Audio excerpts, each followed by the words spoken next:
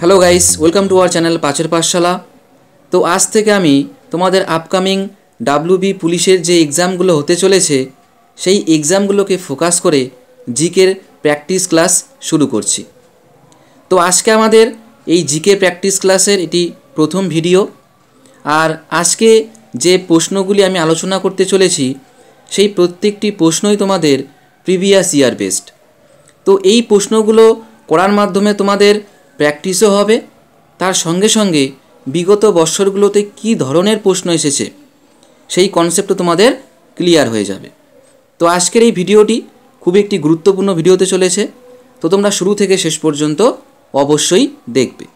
এবং ভিডিওটি শুরু করার আগে যারা তোমরা এখন আমাদের চ্যানেলটিকে সাবস্ক্রাইব করোনি তারা অবশ্যই চ্যানেলটিকে সাবস্ক্রাইব করে পাশে থাকা বেল আইকনটি প্রেস করে রাখবে।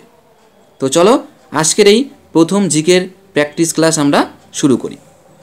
দেখো আজকের প্রথম প্রশ্ন কি রয়েছে, অলিম্পিকের প্রতীকে 5টি রঙের রিংয়ের কোনটি এশিয়া মহাদেশের প্রতিনিধিত্ব স্বরূপ? অপশনে রয়েছে কালো, নীল, সবুজ, হলুদ। তো এখানে সঠিক উত্তর হয়ে যাবে অপশন ডি, হলুদ। দেখো তোমরা বাঁ দিকে দেখতে পারছো এই 5টি রিং, এই 5টি রিং দিয়ে 5টি মহাদেশকে বোঝায়।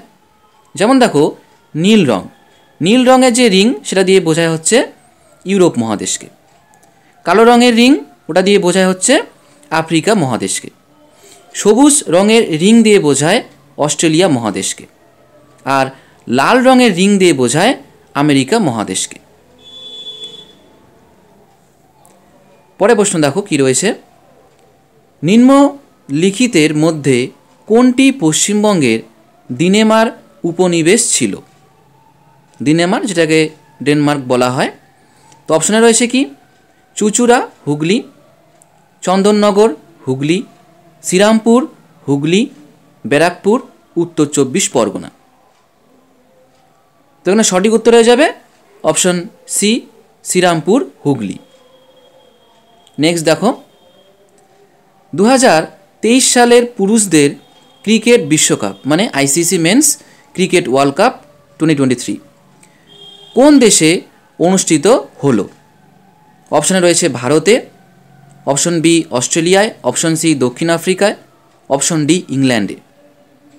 তো এখানে সঠিক উত্তর হয়ে যাবে অপশন এ, ভারতে। 2023 ICC men's cricket world cup জিতেছে অস্ট্রেলিয়া, আর রানার আপ হয়েছে ভারত। নেক্সট দেখো হিন্দি সিনেমা জগতে কোন অভিনেতা দাদামণি নামে জনপ্রিয় ছিলেন? অপশনে রয়েছে রাজেশ খান্না, দেব আনন্দ, উৎপল দত্ত, অশোক কুমার। তো সঠিক উত্তর হয়ে যাবে অপশন ডি, অশোক কুমার। তো অশোক কুমার গঙ্গোপাধ্যায় 1911 থেকে 2001 বিহার প্রদেশের ভাগলপুর এলাকায় জন্মগ্রহণ করেছিলেন। নেক্সট প্রশ্ন দেখো 1857 সালের মহাবিদ্রোহের সময় কানপুরে কে বিদ্রোহীদের নেতৃত্ব দিয়েছিলেন? অপশনে রয়েছে নানা সাহেব, দ্বিতীয় বাহাদুর শাহ, রানী লক্ষ্মীবাই, বেগম হজরত মহল। সঠিক উত্তর হয়ে যাবে অপশন এ, নানা সাহেব। কোন মুঘল সম্রাট দ্বীন-ই ইলাহি প্রচলন করেন? অপশনে রয়েছে শাহজাহান, হুমায়ুন, জাহাঙ্গীর, আকবর। সঠিক উত্তর হয়ে যাবে অপশন ডি, আকবর। তো দেখো আকবর সম্বন্ধে আমরা এখানে দু একটা পয়েন্ট দিয়েছি। যেমন দেখো প্রথমে বলা রয়েছে যে আকবর 1556 থেকে 1605 সাল পর্যন্ত মুঘল সাম্রাজ্যের সম্রাট ছিলেন। আর এই আকবরের শাসনকালেই 1556 সালে পানিপথের দ্বিতীয় যুদ্ধ সংঘটিত হয়। তো তোমাদের জন্য একটা প্রশ্ন দিয়েছি এখানে, তোমরা এটা আমাকে কমেন্টের মাধ্যমে জানাবে যে প্রশ্নটি হচ্ছে পানিপথের দ্বিতীয় যুদ্ধ কাদের মধ্যে হয়েছিল? এই প্রশ্নটির উত্তর তোমরা প্রত্যেকেই কমেন্ট সেকশনে আমাকে জানাবে। নেক্সট প্রশ্ন দেখো 2020 টোকিও অলিম্পিকে জ্যাভলিনে স্বর্ণ পদক জয়ী নীরজ চোপড়া নিম্নোক্ত কোন স্থানের বাসিন্দা? অপশনে রয়েছে গুরুগ্রাম, সোনপত, পানিপথ, আম্বালা। সঠিক উত্তর হয়ে যাবে অপশন সি পানিপথ। নীরজ চোপড়া হরিয়ানার পানিপথের বাসিন্দা। বক্সা ব্যাঘ্র সংরক্ষণ প্রকল্প অথবা বক্সা টাইগার রিজার্ভ পশ্চিমবঙ্গের কোন জেলায় অবস্থিত? অপশনে রয়েছে জলপাইগুড়ি, আলিপুরদুয়ার, দার্জিলিং, দক্ষিণ 24 পরগনা। সঠিক উত্তর হয়ে যাবে অপশন বি আলিপুরদুয়ার। অনেকে তোমরা হয়তো জলপাইগুড়ি টিক করেছো, কিন্তু সঠিক উত্তর হয়ে যাবে আলিপুরদুয়ার। দেখো আলিপুরদুয়ার জেলা সম্বন্ধে কিছু তথ্য দেওয়া রয়েছে। আলিপুরদুয়ার জেলাটি পশ্চিমবঙ্গের 20তম জেলা হিসেবে 25শে জুন 2014-তে জলপাইগুড়ি থেকে আলাদা করা হয়েছে। নেক্সট প্রশ্ন দেখো, অজাতশত্রু কোন মহাজনপদের অধিপতি ছিলেন? অপশনে রয়েছে অঙ্গ, কৌশল, মগধ, অবন্তী। সঠিক উত্তর হয়ে যাবে অপশন সি মগধ। অজাতশত্রু ছিলেন পূর্ব ভারতের মগধের হর্যঙ্ক রাজবংশের রাজা। অজাতশত্রু ছিলেন রাজা বিম্বিসারের পুত্র।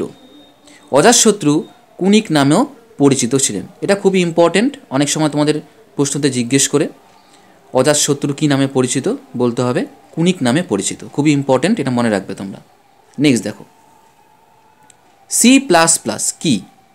অপশনে রয়েছে একটি ইনপুট ডিভাইস, একটি অপারেটিং সিস্টেম, একটি অ্যাসেম্বলি ল্যাঙ্গুয়েজ, একটি প্রোগ্রামিং ল্যাঙ্গুয়েজ। সঠিক উত্তর হয়ে যাবে অপশন ডি একটি প্রোগ্রামিং ল্যাঙ্গুয়েজ। 2023 সালে হকিতে দ্রোণাচার্য পুরস্কার পেলেন কে? অপশনে রয়েছে আর.বি. রমেশ, ললিত কুমার, গণেশ প্রভাকরণ, শিবেন্দ্র সিং। সঠিক উত্তর হয়ে যাবে অপশন ডি শিবেন্দ্র সিং। দেখো এখানে আরও কিছু তোমাদের দ্রোণাচার্য পুরস্কার কারা কারা কোন বিভাগে পেয়েছে ওটাও দেওয়া আছে এখানে। দেখো আর.বি. রমেশ দাবাতে দ্রোণাচার্য পুরস্কার পেলেন, ললিতা কুমার হচ্ছে কুস্তিতে দ্রোণাচার্য পুরস্কার পেলেন, আর গণেশ প্রভাকরণ মাল্লা খাম্বাতে দ্রোণাচার্য পুরস্কার পেলেন। এটা 2023-এর, ঠিক আছে? এই প্রত্যেকজনই কিন্তু 2023-এর দ্রোণাচার্য পুরস্কার পেয়েছেন। বাংলার রেনেসাঁসের জনক বলে কাকে অভিহিত করা হয়? অপশনে রয়েছে রাজা রামমোহন রায়, পণ্ডিত ঈশ্বরচন্দ্র বিদ্যাসাগর, মাইকেল মধুসূদন দত্ত, প্রিন্স দ্বারকানাথ ঠাকুর। সঠিক উত্তর হয়ে যাবে অপশন এ রাজা রামমোহন রায়। তো দেখো রাজা রামমোহন রায় 1772 খ্রিস্টাব্দে ভারতের পশ্চিমবঙ্গের হুগলি জেলার রাধানগর গ্রামে এক কুলীন ব্রাহ্মণ বংশে জন্মগ্রহণ করেন। আর রাজা রামমোহন রায় মানে এই যে রাজা কথাটা, মানে রাজা যে উপাধিটা, এটা দিয়েছেন হচ্ছে মুঘল সম্রাট দ্বিতীয় আকবর। দ্বিতীয় আকবর রাজা রামমোহন রায়কে প্রতিনিধিত্ব করার জন্য ইংল্যান্ডে পাঠিয়েছিলেন। এটা খুবই ইম্পর্টেন্ট পয়েন্ট, পরীক্ষায় প্রশ্ন আসবে। রামমোহন রায়কে রাজা উপাধি দিয়েছিলেন কে? তখন উত্তর হয়ে যাবে মুঘল সম্রাট দ্বিতীয় আকবর। আর এই দ্বিতীয় আকবরই কিন্তু রাজা রামমোহন রায়কে প্রতিনিধিত্ব করার জন্য ইংল্যান্ডে পাঠিয়েছিলেন।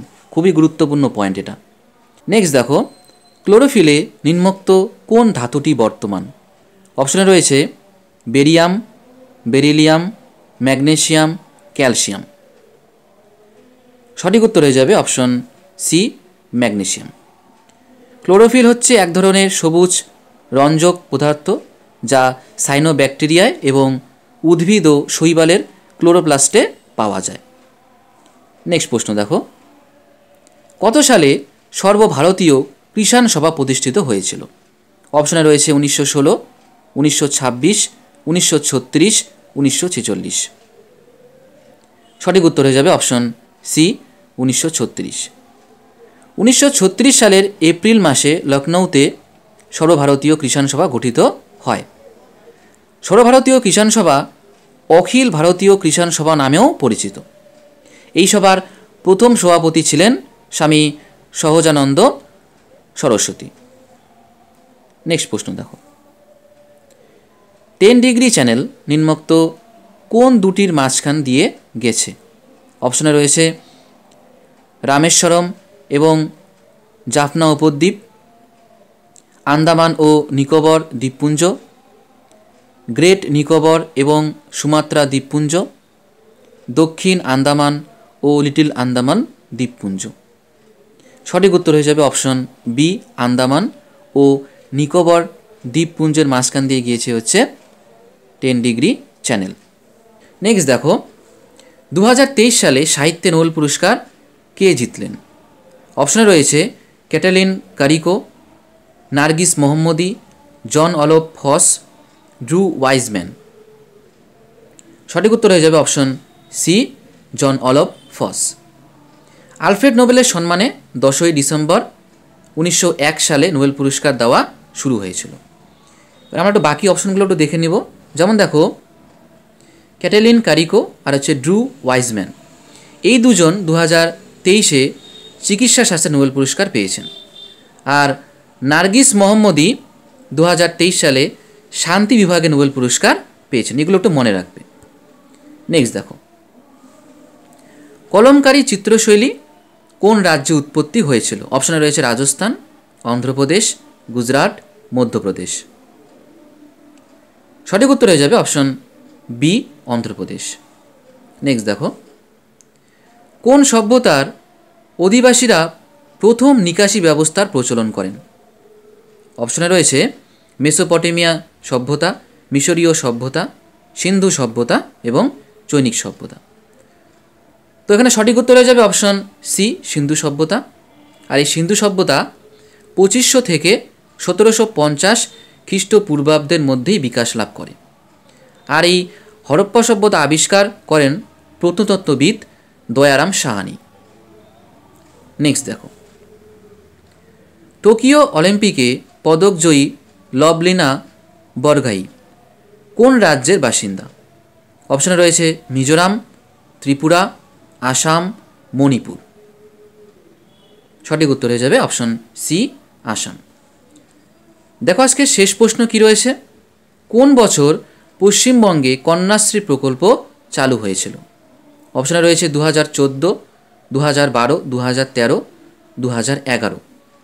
তো সঠিক উত্তর হয়ে যাবে অপশন সি, 2013। তো আজকের এই প্রথম ক্লাসটি এখানেই সমাপ্ত হলো। তো আজকের এই ক্লাসটি তোমাদের কেমন লাগলো অবশ্যই আমাকে কমেন্টের মাধ্যমে জানাবে এবং এই ক্লাসটি তোমাদের বন্ধুদের সঙ্গে অবশ্যই শেয়ার করবে। So thank you for watching and see you in the next video.